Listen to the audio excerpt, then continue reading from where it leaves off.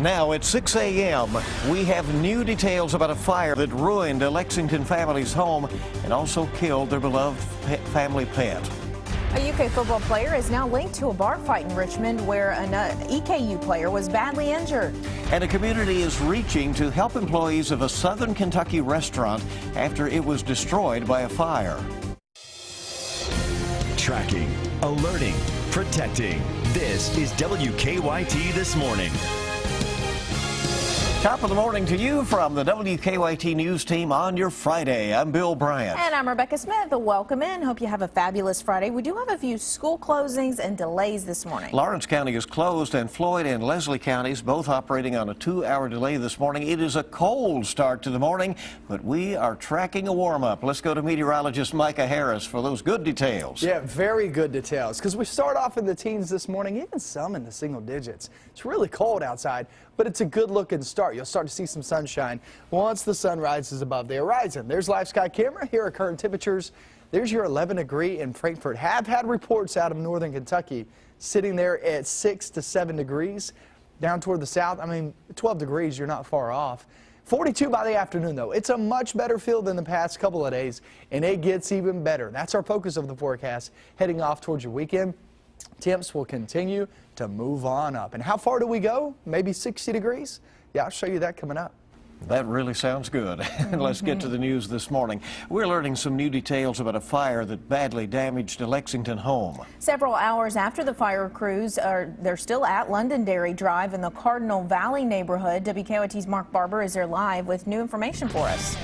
Good morning, Rebecca and Bill. I've learned from fire investigators this morning that the fire that started in the home here on Londonderry Drive started burning in the fireplace and then spread to a chair that was sitting nearby. Firefighters say they finally got the flames under control around 7 o'clock last night. Now, crews have stayed here through the night, putting out the hot spots that have been flaring up. We're told 2 people who lived inside the home made it out without getting hurt, but firefighters tell us one of their cats died in the fire. A second cat is still missing. Crews say the fireplace was in the back of the home, which was heavily damaged by the flames. Neighbors tell us a man who lived here used the fireplace to stay warm. Now, fire crews say one of the biggest challenges they faced after they took care of the smoke and the flames was the cold. Crews say that a lot of the water that ended up on the road has now frozen out here due to the freezing temperatures. As you can see here, there are these large patches of ice this morning. Now, crews are still out here this morning. They are keeping an eye on the slick roads as well as an eye on the house. Live in Lexington, Mark Barber, WKYT. Mark, thank you very much. And this morning, a Lexington murder suspect is set to answer to additional animal abuse charges. Matthew Donahue is accused of putting his dog in a hot oven, causing multiple burns. That's the same dog that his boyfriend Todd Schumacher reported missing shortly before police say Donahue stabbed him to death. Rescued dogs are in Lexington this morning after being found at a filthy Ohio County home. Rescuers found more than 50 dogs living in and around the home. 8 were brought to Lexington for care. Deputies say the dogs did not have clean water and were suffering from parasites. And they will be in a foster home to work on socialization for a little while until they're ready for adoption. Just having the touch of a human and the love and showing them that humans do love and they do have that capability and that we're here to help them. Well, our sister station in Bowling Green, WBKO, reports the dog's owner cooperated with officers and does not face any criminal charges. New this morning, a Bullitt County official has died in a crash. Emergency Management Agency Deputy Director Les Bandy ran off Highway 44 yesterday. Police say the blinding sun may have been a factor in the crash. Bandy had to be cut from his SUV and was taken to the hospital where he died. New details this morning in the murder of a child in a Louisville park. Joseph Cambron told police that he stabbed 12-year-old Ray Etheridge in September after the boy punched him in the face and stole his wallet. The Courier-Journal reports that Cambron said he thought the boy would survive the stabbing in Cherokee Park. Both were homeless. We have some more details emerging now about a bar fight in Richmond involving 2 college football teams. As we've been reporting all along, police are investigating a fight at Jersey's downtown that family members say injured EKU's Colton Scurry.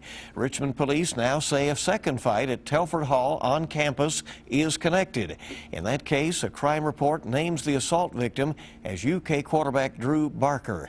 It has been almost 2 weeks since the fights, and this morning no one has been charged. Investigators think a driver had a medical emergency before crashing into a restaurant. 5 people, including the driver, were taken to the hospital where the car ended up inside a Zaxby's on Dixie Highway in Louisville. Police say the driver crossed into oncoming traffic and jumped a curb before hitting the restaurant near the drive-thru. We do not know the conditions of those injured. Today, a Southern Kentucky business will be raising money for employees who used to work at an iconic restaurant there. WKYT's Whitney Wetzel is at our live desk to explain how you can help out Weavers if you want. Hey, good morning. Good morning. Well, Posh Boutique in London is raising money for Weaver's Hot Dogs. The restaurant was destroyed on Monday in an early morning fire. Employees at Weaver's are now without jobs, and the fire also destroyed Bob's Ready to Wear. Rebuilding the restaurant is still a long way off, but in the meantime, the clothing store hopes to raise money for the people who used to work at both of those stores. It's not just a little money they're trying to replace, though. It's also a little bit of history. The walls inside Weaver's were covered with pictures showing scenes of London's past, so Posh is also collecting picture frames to replace the ones burned in that fire.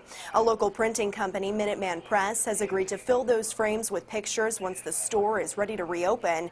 Today, 20% of sales at Posh will go to Weaver's.